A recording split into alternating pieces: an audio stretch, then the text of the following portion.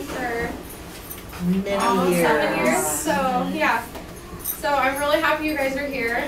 We're really happy. Yeah. Way better turnout than I really expected. So I'm really happy you guys can make it. We just had a Board of Trustees meeting in Linwood, which is where our executive office is located, on Saturday, and I was there. So I just had a couple things I wanted to relay back to you guys from that meeting, and then we're going to talk a little bit, me and Sarah, I'll talk a little bit about Legislative Day coming up, the level providers and stuff. And then I don't know if you want to talk about it. There's a sealant day going on at the school coming up, and so we're looking for volunteers for that too, so Ashley will come up and say a little something about that. And then at 7 o'clock, which is in 20 minutes, Dr. Cole will be here from Ellensburg, and he's going to do a 1-hour CE on ozone therapy. So, okay? So, the first thing that I wanted to talk about from the meeting, Vicki Monday, I don't know if any of you guys know her. She's a hygienist. She practices over on the west side, but she's doing a Veterans Day clinic at the UW next November. I think it's on the 11th. Yeah, 11/11/13. And she's looking for 25-ish hygienists to come over and volunteer that day. Usually offices are closed. So if anybody's interested in doing that, get a hold of me and I can give you, before you leave, and I can give you her contact information. She's also looking for doctors, any items that can be donated, not only dental items, but like socks, blankets, because these are veterans and their immediate family, most of them are homeless.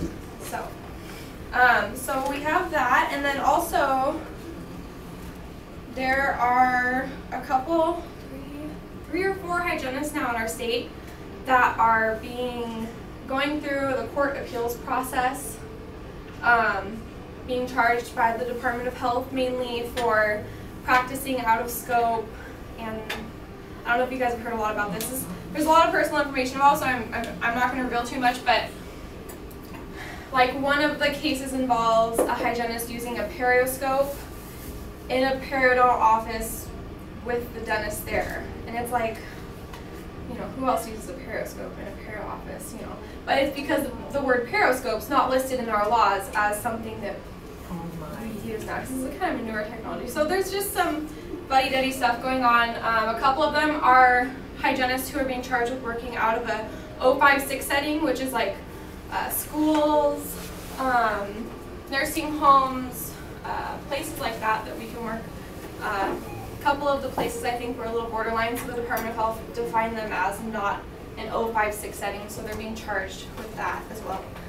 So one of the things that we're doing to try and help these hygienists, if you go to the WSDHA website, there's a link for GoFundMe.com, because these hygienists are spending $40,000, $50,000, $60,000 in these court processes trying to save their licenses and their careers and everything else. So if you want to go to that website, you can donate any amount of money towards them, and that money goes from the WSDHA to the lawyers and other fees, you know, involved in representing them. So. Yes, was that the same as the use of the topical? One of them was topical. Okay. The topical isn't an issue. Well, it's in legislation. Yeah. Well, there was a hygienist that was charged with that, but since the hygienist and the dentist have come together and agreed that this is going into legislation, we're going to pass it and rewrite it so it's not an issue, the Department of Health has agreed that they're not charging anybody else right now until this goes through. So there won't be any new cases with that, but that is, I think, an existing case going on in our state. Okay. Yeah, I think it was a hygienist working in an 056 setting, used topical. Obviously, can't use local anesthetic because there's no doctor there. But they used topical, which the Department of Health decided to define as a local anesthetic, even though we all know it's not a local anesthetic. So she got charged with that. So there's, yeah, and it could be any of us that this could happen to, and so that's why this really. Know that? You know, it's like, how did they find out about that? I don't know. Record keeping, isn't it? If you fill out the back of your your license and you put where you're working, they track that. But the frustrating thing is this law has been on the books since 1982. This law 1829056 has been on the books since like 1982. So it's incredibly frustrating that when we're on the verge of, you know, a collaborative practice dental hygienist in this state, you know, far advanced from most of the others, that this now comes out. So myself, I'm quite suspect about where it's coming from and the timing. And the fact that, you know, we've had multiple interpretations of 1829056. This is not the first time that it's been challenged statewide. And we've had multiple interpretations from the state. Yes, you're fine. Yes, you're fine. When the school sealant bill first came out in 2001, we sat in a meeting down here in Yakima. It was a state meeting in Yakima, and we were talking about, you know, like the organizations like, it was Smile Savers at the time, but, you know, like the community health programs and stuff going into the schools. Oh yeah, you're fine. You can send a hygienist in there to do that. And now here we are, 10 years later, now they're saying no. It's all verbiage. So, this is getting a national spotlight too. ADHA is very keyed in on this, and we can't, ADHA can't put any funding towards it, which is why from the local perspective, you know, we have to support our hygienists locally. The state has policy set in place to help them a little bit, but nothing what their legal fees are coming out to be. Huge amounts of money. And that's what the GoFundMe is too.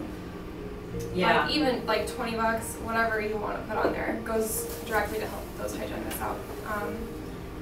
It's just like, it would break my heart to see one of them lose their license. Because a lot of these, Doreen Naughton and Cindy, or Susan, I can't think of her name, she's in Seattle, but they've had these businesses for almost 20 years. Doreen Naughton's had hers, I know, since as soon as the law changed. And now they're basically being shut down. So now they're basically, are they all still practicing? I don't know. Because I thought that they had even stopped practicing just out of fear of being sued by the state, if they haven't already. I don't know who's practicing and who's not, or individual names involved. All I know is that I've been told to relay to you guys, like, no matter what setting you're working in, whether you're in community health, public health, on your own, in a private practice, just tread lightly until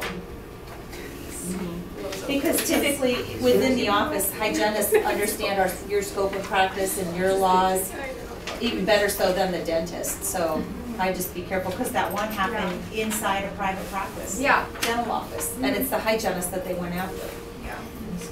So it makes no sense to me. A lot of those popping in now, so it's scary. But so just kind of keep in mind, you know, if you know there's, just try not to cross any of those fine lines, because you never know who they're going to come after next.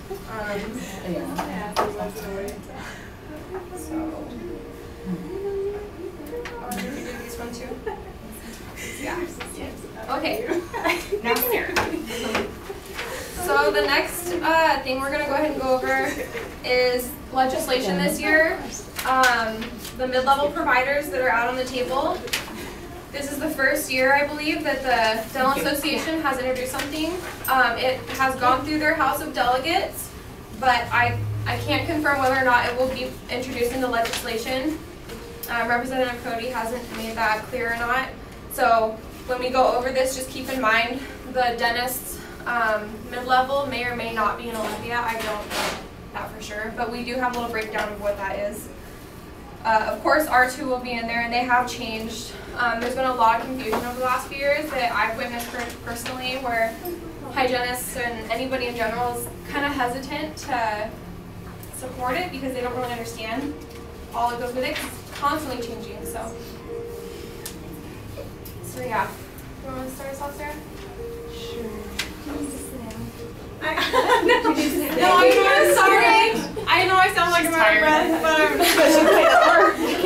you guys know if you have kids. Nikki knows.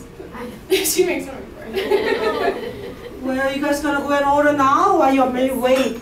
We're gonna wait just a few minutes. Are you guys ready? I'll finish the halfway. Okay. I have an order. Okay. Well, we can. Okay, go ahead, if you're ready. My name's Susan, Susan, okay? and I'm going to get the chicken and broccoli. Anything to drink by me? A diet. That, okay, thank you very much.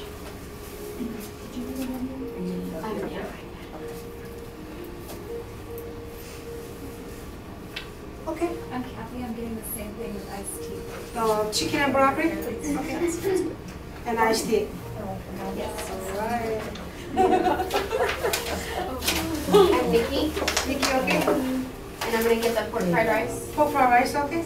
and I'd like some hot tea. And hot tea, thank you. Oh, can I ask you my hair? Sure, just one? Okay. Don't forget that. Alright, ma'am, are you ready right there? Yes. Okay. Tammy, okay? Sweet and sour chicken, please. Sweet and sour And just chicken. water. Thank you very much. Nothing for me. Nothing for you, okay? Can I just get a 7-Up? Okay, that's it? Yeah, Okay. Someone's saying that he's want to Okay. Thank you very much. Thank you.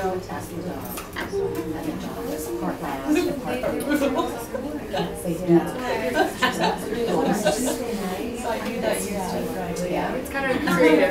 But if you have. We're the mid-level component of this, but yeah. This is for herself, so she can't be in the Oh, house. You know, during the day at all. So, but it's a new where- instructor. so No, like it's this morning. Jessica's Depends on yeah, and she's day of the totally different. She's She's crazy. either in in-laws house or my sister's house is during the day. She's still teaching. Because just because She's teaching. Right. Yeah, she's teaching like teaching So in the field. actually, she goes to college usually on Friday or Saturday morning. Third child. Yeah, exactly. I've gotta write it down. So we're going to talk about the mid-level provider. Now. So Katie's going to talk more about the actual, like, what the bill is saying, the differences between the two. But the main thing with the mid-level provider is that it's helping to increase the access to care around the entire state of Washington. We're trying to get it passed in Washington. It's already in Minnesota and Alaska. Other states are also proposing similar bills. If you even look at our Yakima Herald, we've got 2 articles just in the last week showing that there is the need for access to care even in Yakima. So not just dental hygienists are seeing this need, like the newspaper's writing about it, so we feel like we're at a really poignant turning point. Exactly. So this will help, get hygienists out there to help that. So the 2 mid-level providers that the hygienists have out on the table this year are the